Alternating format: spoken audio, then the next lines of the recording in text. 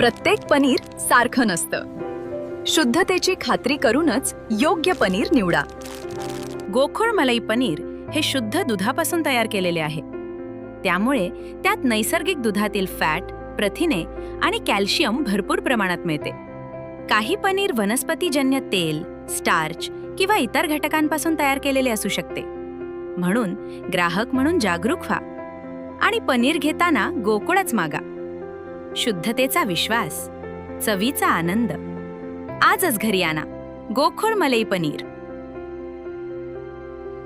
देवगड इथं बीएलओ प्रशिक्षणादरम्यान कणकवलीचे प्रांताधिकारी जगदीश कातकर यांनी कर्मचाऱ्यांविषयी केलेल्या आक्षेपार्ह वक्तव्याच्या निषेधार्थ राज्य सरकारी निमसरकारी कर्मचारी समन्वय समिती सिंधुदुर्गच्या नेतृत्वाखाली सिंधुदुर्गातील तब्बल 26 कर्मचारी संघटना एकवटल्या।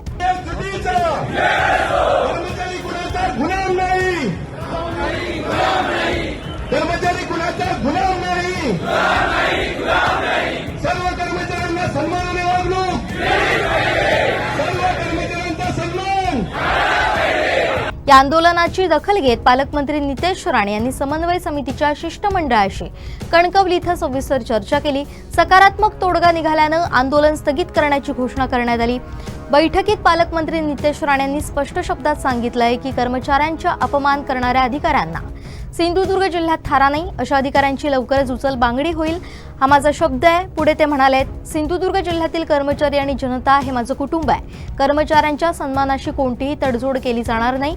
उद्धटपणे वागणाऱ्या अधिकाऱ्यांना अजिबात पाठीशी घातलं जाणार नाही।